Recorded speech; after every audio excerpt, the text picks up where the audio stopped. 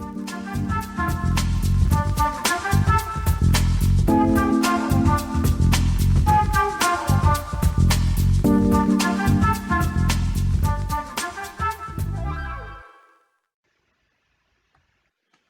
good afternoon, John.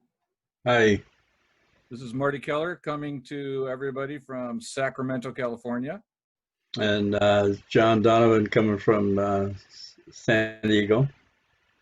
We finally have a San Diego type day today. It cooled off yet last night, and it's just quite lovely, breezy, and a mighty fine day here. It actually rained this morning here. Wow, nice. Yeah, it was pleasant.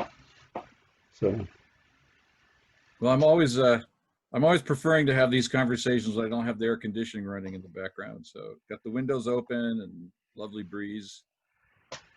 cool. One of the things that we've been talking about, I'd like to get into a little bit more, is something about the history of what we're dealing with today. And specifically, I remember you in some of our meetings bringing up Alice Miller. And Alice Miller, of course, wrote a number of books, including Drama of the Gifted Child and others that chronicled, well, she was one of the first chroniclers of the impact of childhood trauma on adult psychology and on the challenge of dealing with compulsive behaviors, the challenge of how do I not be like my parents when I said I would never be like my dad, for example, and then I turned out to be exactly like him. Yeah. And what the difference is between those early pioneers who brought attention to these challenges, therapies that have been developed over time to actually help address and heal those traumas.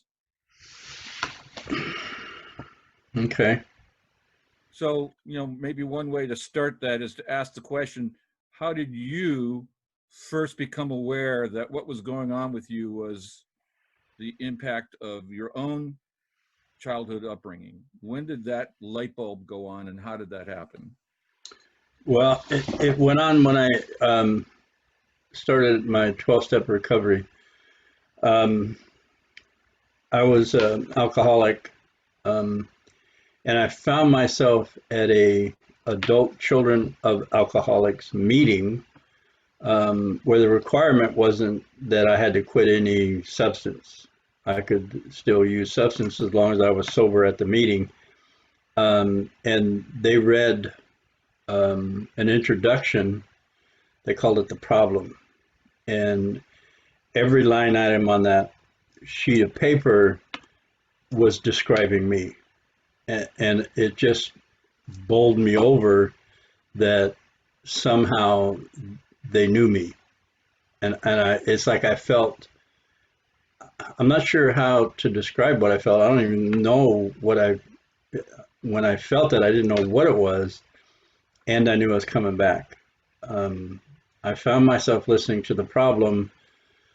And part of that was like fear of authority figures, fear of criticism, confusing love with pity, tending to love those we could rescue. And those were all the things, as they were saying them, put words to what was going on internally with me, because I did know what was going on internally. And when I heard their description of the effects of trauma, childhood dysfunction, they didn't call it trauma, they called it childhood dysfunction, dysfunctional families, and how the intergenerational passing on of childhood trauma or dysfunction was done. And then we as adults are dealing with dysfunction. And I, over the years, saw that the dysfunction was simply information given to me about who I was and how I related to the people around me. And I, the first 5 years of my recovery, I believe I went to 320 meetings a year, and I believe that's a low estimate. There was just something in the meetings talking about what happened in my family of origin, and they were clear that it was not about blame. It was simply what happened. And if you can unravel what happened in your childhood, you have a chance to become functional.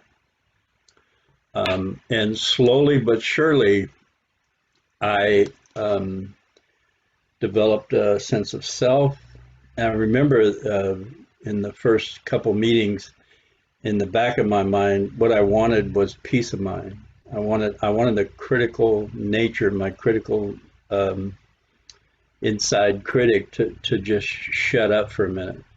And in the process of being at those meetings, that happened, and I was hooked. So I spent 10 years going to those meetings, talking about family of origin, and made the connection that where I found myself today was in direct proportion to the trauma I received. And the way out was talking about what happened. Um, so So what year go ahead. approximately would you say you started that process? 1988. The reason I ask is because 1988 ACA, Adult Children of Alcoholics, was only about 10 years old. So I believe you Yep. started in the late 70s. 78. Yeah. And so it's interesting, the heritage. AA was founded in the 30s. Yeah. And so it took 40 years of work on sobriety at the level of non-dependence on a substance for this deeper and richer inquiry to formally emerge, so that the focus moved away from the keeping sober to working on healing the underlying causes of the challenge. Yeah. It was started in 78 by a guy named Tony A. And he had graduated from Alateen, tried to go to Codependence Anonymous or Al-Anon, and it just didn't fit. They didn't talk about the same things he was used to talking about. So he created an adult child meeting, and he was affiliated with Al-Anon, and there was some struggle there, conflict, and he ended up creating his own 12 steps for children, adult children, people over 18 that are still struggling with childhood issues.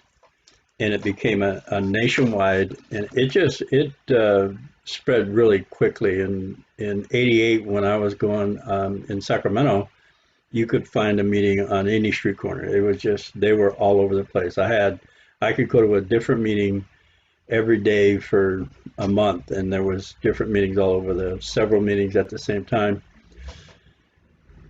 So it was a continuation of Alateen, where Tony A still wanted to talk about what happened to him as a child, not to focus on addiction or substance use, just to simply focus on the information he received from his parents about who he was and how it works, and why he found himself in this delineation of problems that people from dysfunctional families face. My own That trial was started the year after that. So I first went to ACA in '89, San Francisco. And I remember every meeting I went to, my home meeting, which was in the basement of this congregational church on the border between Haight-Ashbury and the Castro in San Francisco. And every meeting was jam-packed. Yeah. And it was packed with an incredible diversity of people, older, younger, black, white. I used to come to the meeting from work, so I had a coat and tie on, but there were people in various forms of undress, various tattoos, and pins in the nose and all those kinds of things. It was, Hmm. there was an energy in the room. It's probably similar to what your experience was, that was uh, just raw in the sense of open and pulsating Yeah, inquiry. yeah. And a lot of people talking about issues with their parents, issues that they had in their current reality that related to what happened to them as a child. I was in that 10 years, and one of the things they told me was that it's a cunning, baffling, powerful disease. That's an axiom from AA. It's cunning, baffling, and powerful. When I heard that, I asked somebody, "Oh, cool. What's cunning, baffling, and powerful?" And they said, "Well, keep coming back. It works." And I got that they didn't know what exactly, they couldn't describe the cunning, baffling, and powerful. They just knew coming to meetings, talking, creating a different relationships, and telling your story. In 12 steps, they say share your experience, your strength, and your hope. Where you were, where you are now, and where you're going to be based on attending the meetings. And for some, it was sobriety. For people in adult children of alcoholics, it was about building healthy relationships, being able to maintain relationships without pushing somebody away or being the one that runs out the door first sign of trouble. Um, and when I got, after about 10 years, I got into a class that was about stopping the verbal, emotional, verbal, and physical violence that I found myself doing in relationships. Mostly for me, it was verbal and emotional. And I put some things together about what is that cunning, baffling, and powerful. And what I've discovered is that it's inside me. And it's how I take the information in.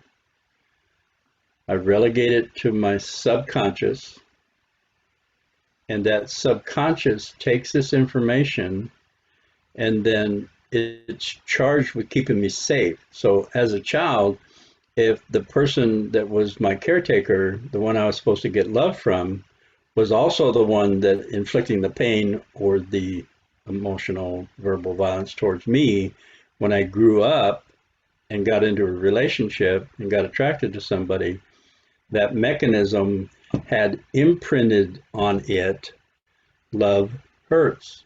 So I would get close to whoever I was in relationship with, and the closer I got, this mechanism, subconscious, would alert me to pain's coming, and I'd find myself moving away without any rational explanation because it was motivated by that subconscious part of me.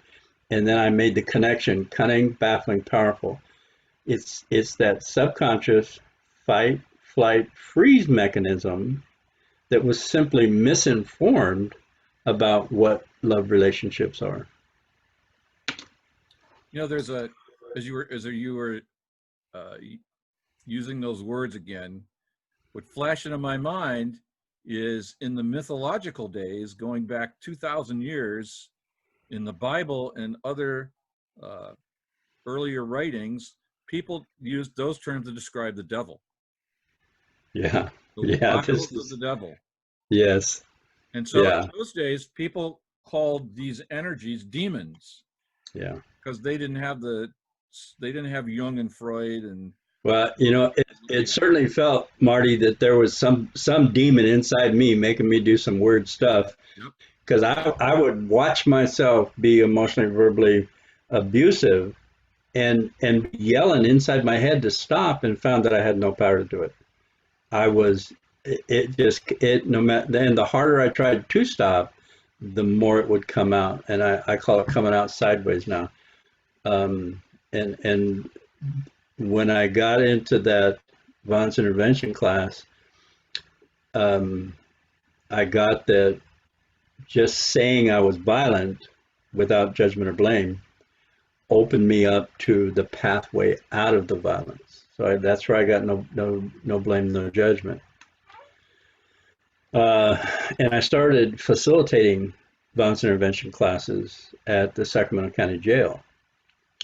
And one of the workshops I trained to do in the jail, along with the violence intervention program, was a program called Breaking Barriers. It was a 12-session, 12-week. In the second session, they talked about this reticular activating system. They said it's a net-like group of cells that filter out non-essential information based on what my focus is. Now, I had put together that the childhood trauma was what do you call it? Not making me, but it's the word I want to say. Impaling me. That's not the word. Compelling. Impelling me to do this behavior that I did not want to do, and yet I found myself not able to stop. So they talked about this particular activating system. Number one, it filters out non-essential information based on what the focus is. 7/8 of my experience is subconscious, so I don't even know what it is. It's been imprinted in my subconscious trauma, so that if I move close to the person I love, this mechanism would alert without my rational awareness and say, move away. And I'd find myself moving away with no rationale behind it, and yet it was driven by this experience of pain with the person that was supposed to love me. And so they had that the second session, and then they moved on to goal setting. Well, to me, that was important, that I understand the subconscious motivation for my behaviors. Behaviors are always in alignment with my total experience. Problem, 7/8 of that experience is relegated subconsciously. It still has a major motivational factor to keeping me safe, even though what's in there is no longer appropriate. I'm no longer a child. I'm an adult that's supposed to be rational, reasonable, logical, common sense, being pushed and pulled by this subconscious information without any idea it was there. When that session, reticular activating system, filters out non-essential information. So essential information based on my experience was trust people, trust her. That's for this information that was in here, that was not essential. So I was always looking at that. I was always looking at finding out if she's trustworthy, or setting her up, or asking her questions in a way that I would like trap her in a lie. And I was actually creating the atmosphere of my childhood, which meant there was absolutely no possibility of connection. And I was doing it myself, and I had no idea I was doing it. Then it clicked to me. They told me this is a cunning, baffling, powerful disease. What's more cunning, baffling than your subconscious need to keep you safe? That is charged. The reticular activating system, fight, flight, freeze mechanism, has been built into us to keep us safe on this planet for however many years you believe we've been here. And it's been misinformed that love, connection, relationships, you get close, you get hurt. So this automatically pulled me away, or I did something to push her away, and I had no idea I was doing it. Cunning, baffling, and powerful. Survival mechanism, lied to, dysfunction, trauma, traumatized, and then expected to let all that information go and just be happy. It's like, it just blew me away. So what I've created centers around that. If I don't reframe that information heal that information, heal that wound, heal that pain, I will continue to act the way I've been acting time after time after time. And it's in that question I ask people, have you ever hurt somebody you loved, regretted it, and then did it again? Well, yeah. And the reason you did it is because you thought it was a good idea, only you weren't privy to 7/8 of the motivation behind the action. Childhood dysfunction, family of origin dysfunction. So I've created living intentionally around that. So what we talk about is how to reframe that trauma. And I was told the only way you can reframe information that's relegated to your subconscious, because it's stored in the form of emotional frequency. There may be some details, but use emotional frequency. The only way to change that is to put yourself in an emotional state equal to or greater than the trauma. And in this society, emotions are marginalized or talked about as something we got to avoid or control or manipulate, or women can be emotional because they are women and they're weak. Men aren't emotional. So, holy cow, I'm going to stop now. See where we're at. Well, there's a couple things that I want to explore in depth. One of them is, how did you get the aha that we're dealing with an emotional body and not an intellectual or mental or rational body? Because that's my experience in doing this work with you, is that the thinking mind can actually get in the way. Yeah. And because I was trained both through the nature of my education and through the experience in my family of origin, where there were rules about things that just weren't talked about. And among the things that weren't talked about were genuine but frightening emotional states. So, for example, I'm the oldest of 10 kids. 4 of them died in infancy, and there was never any talk about that. And I make the assumption now, many years later, we didn't talk about it because grief was just too difficult for my parents to handle. And or they thought that it was too much for you to handle, Right. even having a conversation about it. Yes. Right. So there's this tendency, therefore, to push all psychological processing into this part of my body and not anything below the neck. So that's a challenge that I see over and over and over again when I do group work, is that the newcomer almost always has a disconnect from his or her emotional body. And that is related to where all of this information about childhood trauma is actually stored. It's not stored, for me at least, it wasn't stored in my rational memory cells. No. It all occurred before rational thinking emerged, which is around for most of us 4 or 5 years old. Before we turned 4 or 5, we're living almost entirely in an emotional environment.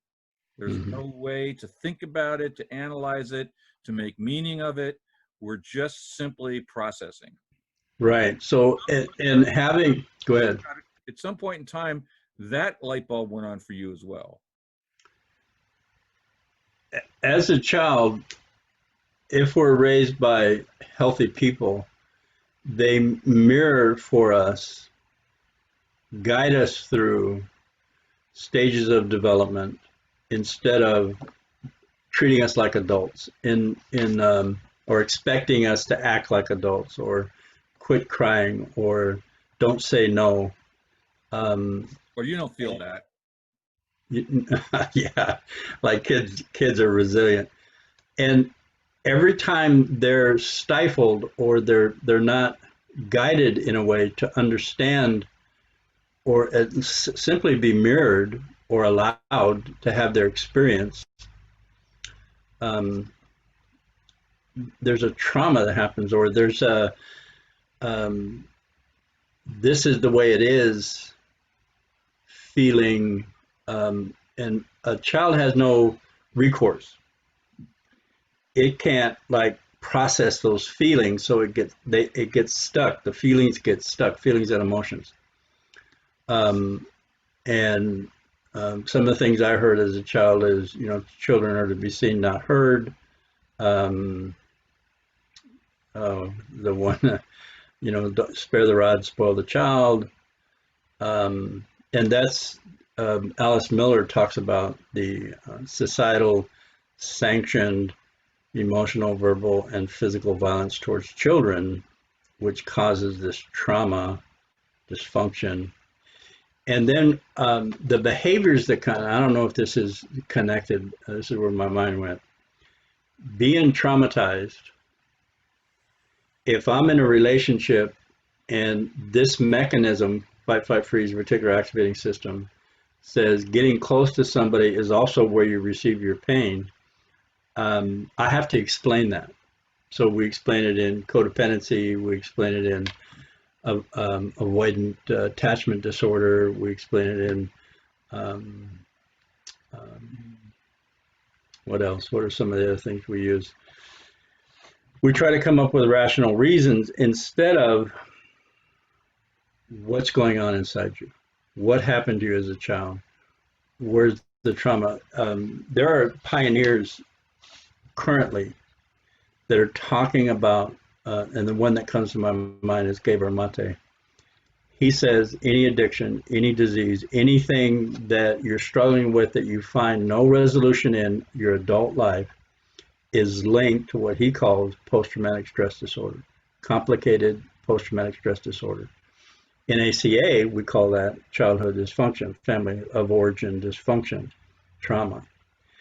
That trauma gets imprinted onto this mechanism that is charged with our survival, only it's copiously informed by misinformation about who I am and how I relate to the world around me. And that mechanism is charged with our safety.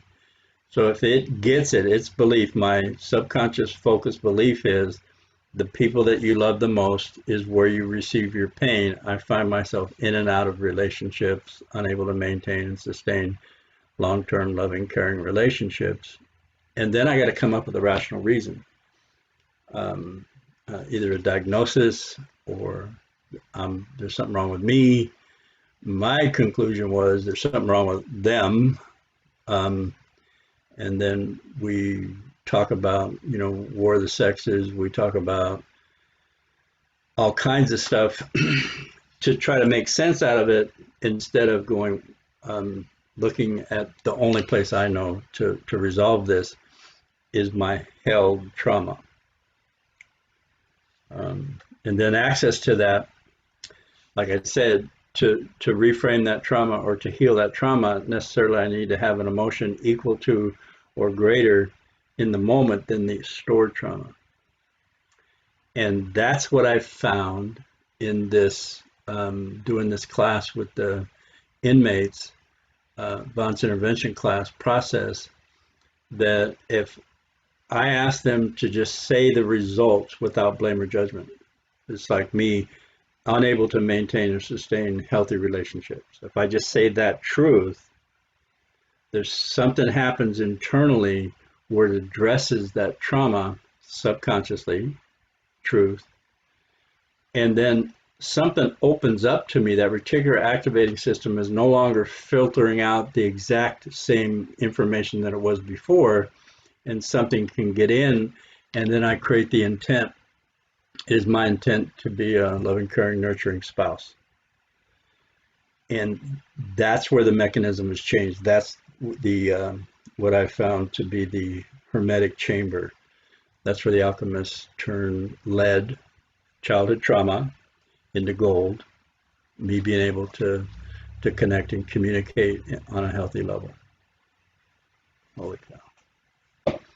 So what you're saying is that the aha moment came for you about the supremacy of the emotional state over the analytical state. Yeah. You were working that class with the inmates. Yeah, yeah. So then The how did you how did you then develop that into this process that we call the accountability tree or the accountability practice, which actually makes that discovery the centerpiece of the work? you know, this all it all came together over a period of time in my struggle to communicate with violent offenders and addicts.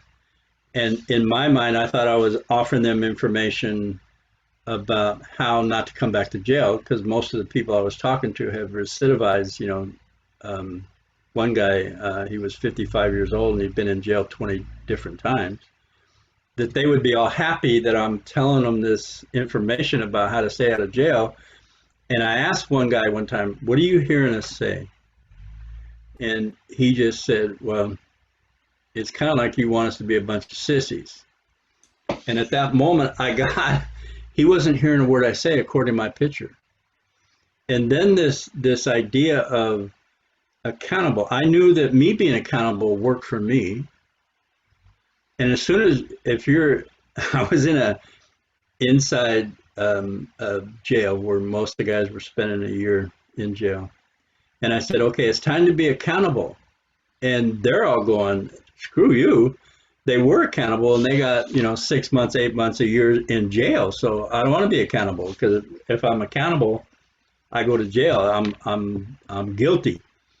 And I thought, okay, so all right, let's be accountable. Let's change the definition of accountability from somebody. I looked it up in the dictionary, and it said somebody who is blameworthy or the person you're going to punish or the person that receives punishment, the person that's accountable for the crime. So I said, let's be accountable, no blame, no judgment. Just say the truth because you're already doing your time for whatever it was you did. And then just see what happens. And it's the end result. And I asked them to be accountable for where they found themselves, which is, I said 5 words: arrogant, entitled, mean, controlling, and needy. And I let them pick which one they wanted. And they usually pick controlling because they didn't think they were mean. And this thing happened when they were able to just say, I'm controlling, and then take a breath. That truth, the result of information gathered over a lifetime, that the end result is I'm controlling. They took the breath, and this mechanism, I didn't know it at the time, I figured it out since, this mechanism just relaxed for a minute because it got validated. Because it wanted that person to be controlling because that's what kept him safe. So it validated this mechanism and it could just loosen up a little bit. And then I said, what do you want instead of controlling? What do you want? And they would say things, well, I want to be kind, or I want to be giving, or I want to be not controlling is usually where they went. I don't want to be controlling. Well, if you're not controlling, what are you? Compassionate, kind, loving. So I said, okay, create the intent. It is my intent to be kind. They take a breath, and you could see the relief in them. And over a period of time, I got that's where the reframe of the trauma finally got validated in a weird, quirky kind of way, saying the truth about where they found themselves. The end result of the trauma, misinformation, dysfunction, is controlling. That's simply in alignment with the information. It's not good or bad, right or wrong, moral or immoral. And don't get me wrong, it hurts. It causes separation. That's the end result. And saying the end result, they found relief. And that intent fused with that. When they said, I'm controlling, their emotional body responded.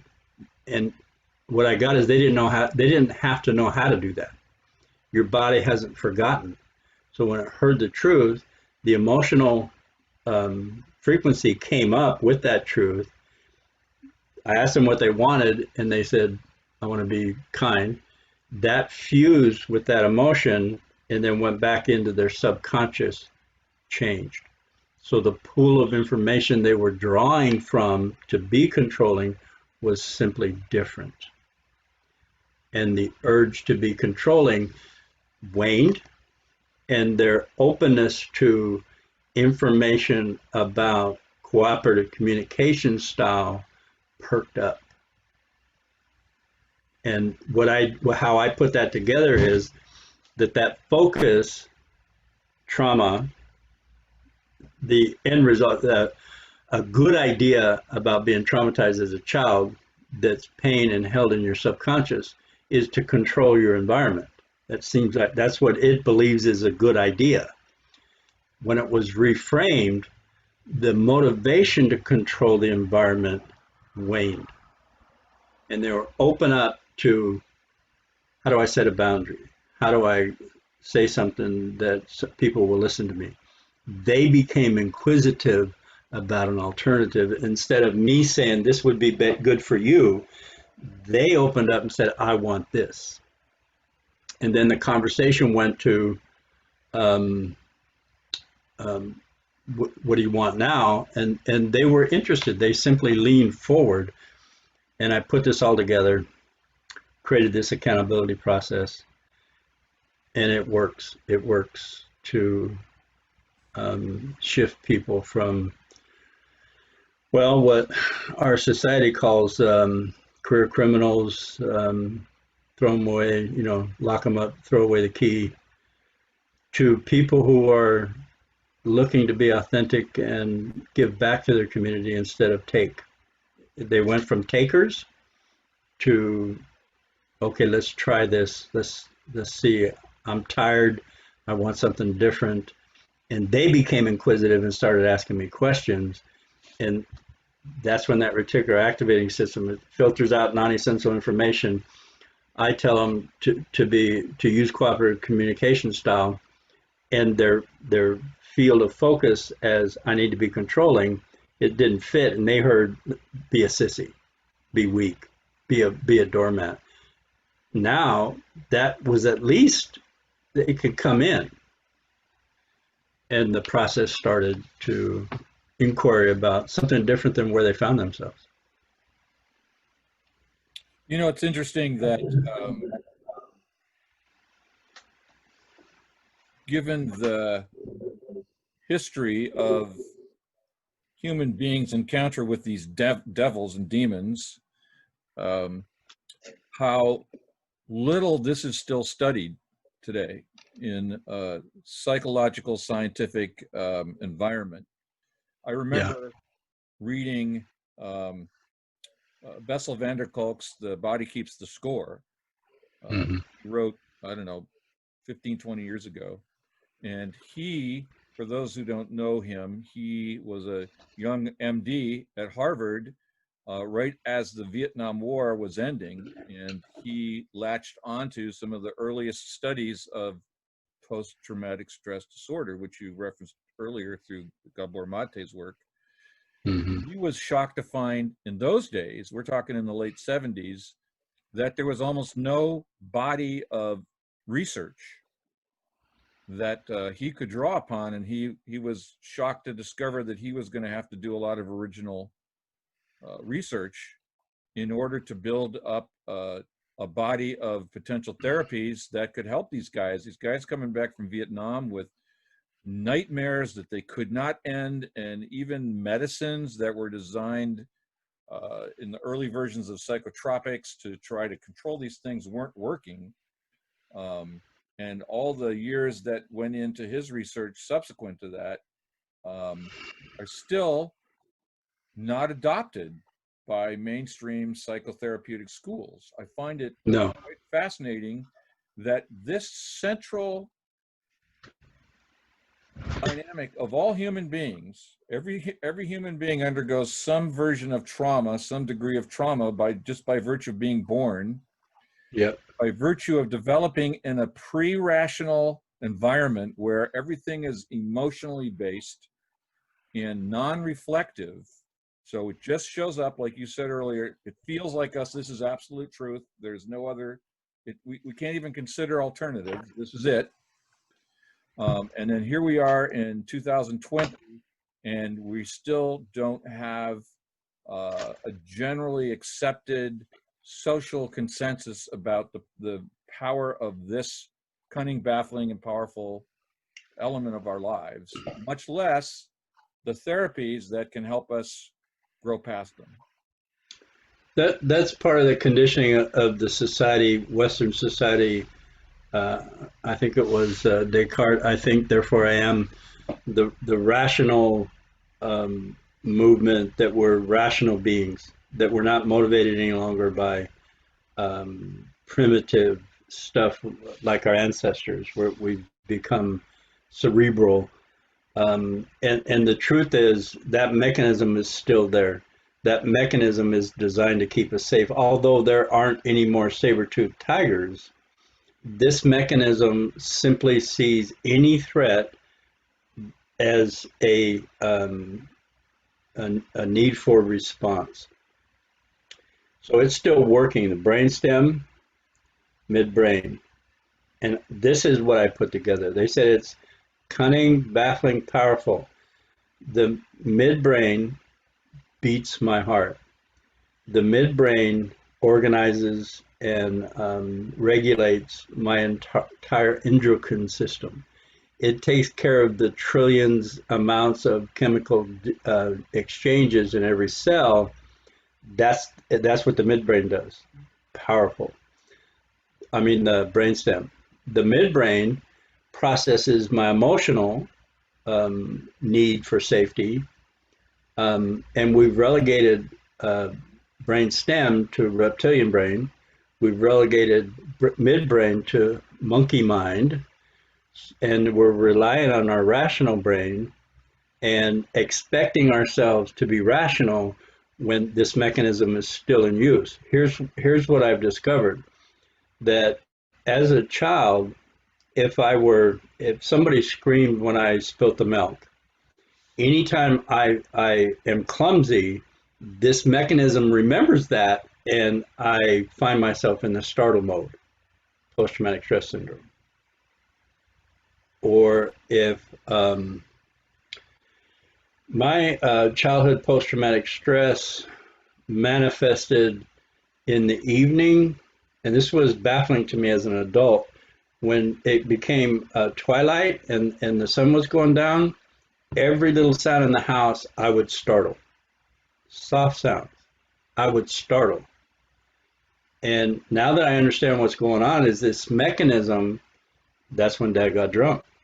That's when shit hit the fan. So I was on hyper alert. Well, that mechanism still is on hyper alert because it hasn't been relieved or reframed, or I haven't processed that emotion of fear. And it was validated with, people got hurt at night around my house, specifically my mother. And if we weren't quiet, we would have got hurt too. So this mechanism gathered this information. When it starts to get dark, be on alert. And I found myself as a 45-year-old adult startling at a creak in the house almost consistently throughout my life. And then I had to figure it out. I had to use my rational brain, because I'm a rational being, don't you know?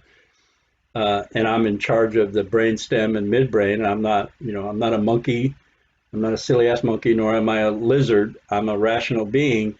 I had to figure that out, or criticize, or find some reason, and there just is none. So that created the conflict internal with me, which re-traumatized me time after time after time. And then I wondered at how come I couldn't keep a relationship at all. This mechanism simply takes in information, stores it. It's imprinted on this, like, I'm going to call it mainframe, motherboard. And it says, anything comes up again like this is what we're going to do to keep you safe, John. And totally out of my awareness, It is baffling, cunning, baffling, powerful mechanism, the most powerful mechanism on the planet. It kept us sentient for millions of years. It's designed to do that, and we dismiss. I talked about verbal, emotional, verbal, and physical violence. We dismiss ourselves, we diminish ourselves, and I called it criticizing myself. I had this critical mind going all the time, trying to be good, to like be at some standard where I didn't look foolish, or I wasn't wrong, or I didn't look like a scared little boy. So I had to cover it up, and I did that by emotional, verbal, physical. I actually found myself arrogant, entitled, mean, controlling, and needy, and had no rational reason for that. And I tried to cover it up. The biggest thing for me is if you ever got to know me, you wouldn't like me. I would be ousted. If you really got to know what was going on inside here, you'd see I'm a fake, because I'm a fake. And that's the lie. That's what happened to me as a child. I wasn't seen as who I was. I wasn't nurtured to be authentic or seen as somebody with potential to offer the community something. I wasn't raised to be authentic. I was raised to stay in line. And then my mother and my father's dysfunction, they were totally clueless about all that, was at work. And that energy imprinted on this mechanism and was charged with keeping me safe. And it was misinformed. I'm in the process of reinforming this mechanism. And I do it by this accountability process that I work with other people. I just tell the truth about where I find myself. If I, let's say, one of the things that I came to was I'm a bad dad. Now, being an absentee father, divorcing my wife when my kids were 10, 11, those behaviors were in alignment with the trauma, and I judged myself for not being man enough or good enough or productive enough to maintain that. And when I said I'm a bad dad, this mechanism was validated, because bad dad's not good or bad. Don't get me wrong, it hurts. It hurt my ex-wife and my children. As soon as I judged that, this reticular activating system clamps down on that old information because it's charged with keeping me safe, and the behavior is simply in alignment. Accountability, no blame, no judgment. That's when I got, man, that hurts. That I could feel the pain of the end result. And I simply found myself saying, it is, well, I said I wanted to be a loving, caring, nurturing father. And I know that putting it in the form of I intend is a directive to this subconscious pool of information to start working on that instead of all the other stuff that was the trauma, unresolved trauma. I'm going to stop. I have a lot of questions, and Oh, good. we're running low on time. So one question that I'd like to play around with.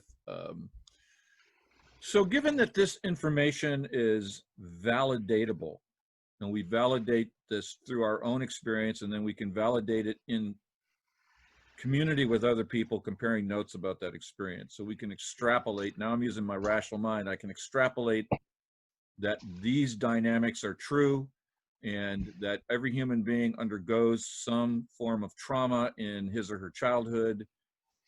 So given that we can use that as a dependable hypothesis right now, do you think it would be possible that by the time a child starts entering into adolescence, which is another danger zone for reinforcing the earlier trauma, because adolescence has its own a brand new set of emotional impacts and energies. Mm-hmm. Do you think that a well-informed professional, I'm going to leave the parents out of this for now, we're going to keep the parents off the hook on this, but a well-informed professional could actually help an adolescent or a pre-adolescent avoid these cycles of reinforcement that you and I went through decade after decade because we didn't have the information, and we certainly didn't have the therapies to start that changing and implanting a new idea, a new form, a new desire, a new reticular activating system early on. Do you think that that could actually work, and we could, over time, stop these trauma cycles going on year after year, decade after decade, so that trying to heal them in our 60s just has that much more energy against it? That's what I got from Alice Miller. She said um, that if that adolescent had a therapist that had worked through their own trauma, that was helpful. Her term was anybody that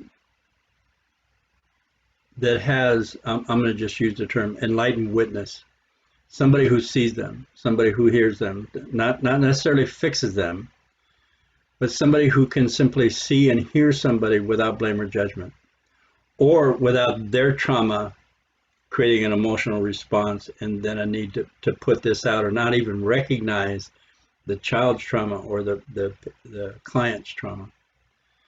Then the healing is in that. The healing is in being witnessed. That's, if I could say to a person, and if I had the wherewithal to say it, which I didn't until I was in my 40s, but the wherewithal to say, when this happened with my father or my mother, that really hurt and I was confused. And the therapist could simply witness that and validate that in me. That in itself is a healing. I think talk therapy works because of this thing. It does take a long time. We've created different ways to do healing. Peter Levine created somatic experience therapy, which goes to the emotional imprint itself. In the book Alice Miller, she said children usually had somebody in their life, and for me it was my grandmother, that was an enlightened witness, one that didn't have an expectation of me or just accepted me for who I was. I spent a lot of summers at my grandmother's house because my mother said I was an unruly child, and that was just her projecting onto me her issues. Anyway, that time with my grandmother, I think, kept me out of prison. If I hadn't had belief, somebody who saw me and listened to me and just accepted me for who I was, that was a healing in itself. So some of that got healed as I was growing up.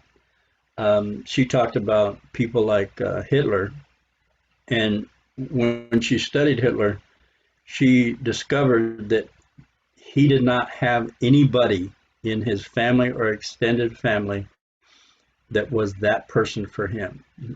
He had to stuff all this this trauma, pain, expectation of what young boys are supposed to do and how they're supposed to act. And his father was very abusive, bought into the spare the rod, spoil the child, and he was beat incessantly for minor infractions. And then the end result of that is everybody knows Hitler. I mean, everybody's got a good picture of what that looks like. So it's, I think without this specific information, it's hit and miss, depending on the therapist, depending on the child's trauma. Any dialogue helps. Any dialogue about I it totally helps. agree with you. And by the way, it was my grandmother was the same agent for me. Yeah. Just as you were talking about your grandmother, I was savoring those summers with my grandmother and feeling the healing balm that I didn't know that's what I was going for. No. I just knew I'd rather be here. Yeah. Yeah. I didn't want to have to go home when it was time to go home. Right. But my inquiry, first of all, I thank you for the response on this. It's very, very important. My inquiry was, as we think about the accountability practice as a potentially valuable tool for all of us, not just the handful of us who are currently exposed to it and doing it, but for all of us, that one of the things that we might focus on is finding a way to introduce this into the high school world. So I'll tell you a brief little anecdote. We have a guy in one of our groups, an individual that you know, who has a teenage son. And I'm always saying, you know, invite your kid to the meeting. And it just, for him, it's like, it's not something he sees as a value, probably because he wants to do his own work and can't imagine doing that with his kid there. But I'm thinking this, because I know the kid, and I'm thinking if he probably would be better off not with his dad in it, but if he could be exposed to the process and the practice, that it would be valuable to him. Yes, my intent to get this information is simply information about how it works to as many people as possible in the shortest amount of time. I've had teachers as clients, and I get excited about where they're at, and then the work I'm doing with them, because they see the connection between their childhood trauma and their current reality situation, and then start this accountability process, this introspective process, and then they take it back. They don't have to say anything to the children, because the children soak up energy, they soak up atmosphere, they soak up, I mean, Attitude. I've gone into spaces and my clients have said, you know, I don't know what it is about you, but I feel safe. Well, that's me doing this work and creating the intent to be a loving, caring, nurturing spouse, father, and participant in my community. It's my intent to walk in peace with an open heart and open mind. That mechanism hears me say these intents, and it does the same thing it did with the dysfunction or the trauma, simply says yes, and then manifest that for me.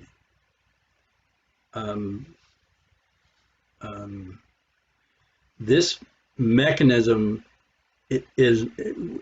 we started this conversation with, it felt like you got the devil in you, or they talk about, you know, demons. Well, when I was first doing this before my recovery, that's exactly what it felt like. It felt like there was something else inside me driving me, because I could see my behavior irrational and not have any power to stop it whatsoever. Cunning, baffling, powerful. And what it is, it's not a demon. It's this reticular activating system, fight, flight, freeze mechanism, which is designed to keep me safe, and it doesn't equivocate about the directive it is given. So if I received trauma as a child, it simply said, this is the way it is, imprinted, and then responded according to the imprint. And when I say I'm a bad dad, that imprint goes, yeah, I've been doing good.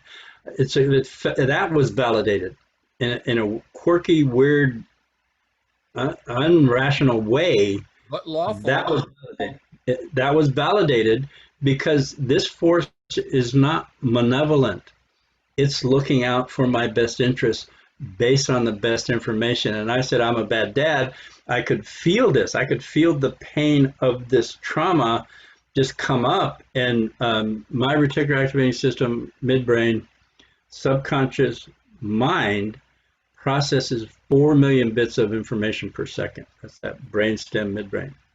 My rational mind, maybe what I heard is even if it's 400, it's a minor amount of processing compared to this massive amount of processing that the midbrain and brainstem does. to keep me safe. So my arrogant, entitled, violent behavior was simply in alignment with this directive. It wasn't a moral issue, although it hurt people. Don't get me wrong. It hurt people. It's destructive. It causes separation. Its charge was my safety. So I got it. If I don't reinform this, behaviors don't change. As soon as I felt myself, and my first experience with this was, hi, my name's John, I'm an alcoholic. I felt this relief.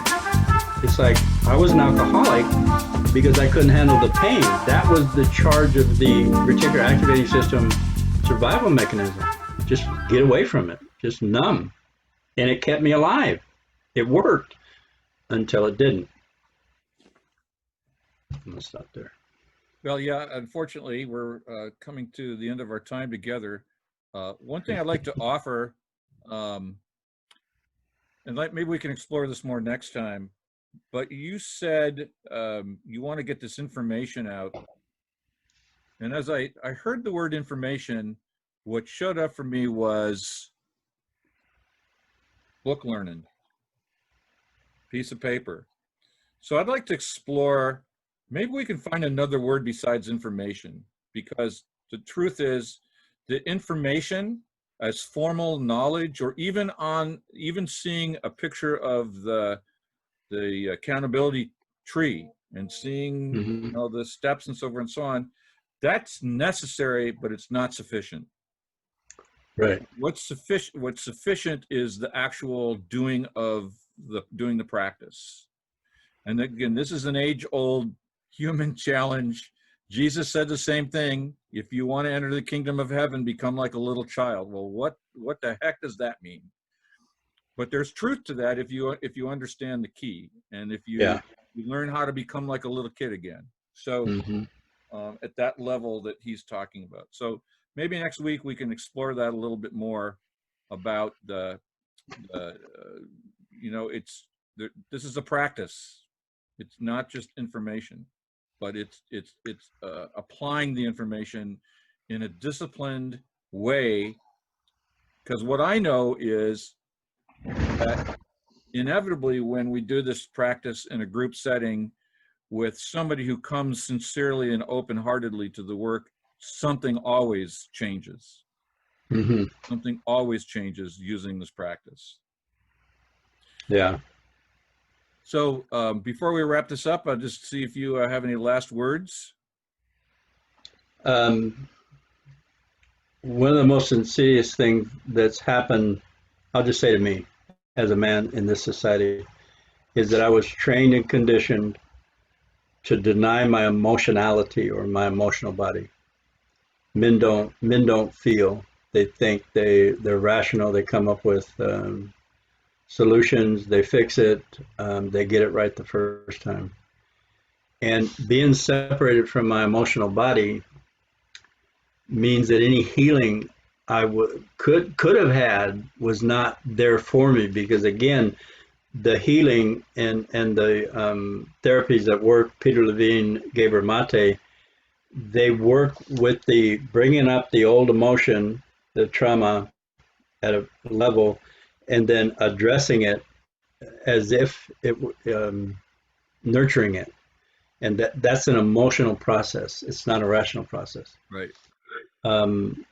And when I address somebody new coming into my class, I attempt to get them into their feeling body by saying the way out of this is through your emotional body. And I wish I had something else to tell somebody raised in this society where you've denied it or you've cut yourself off from your guidance system.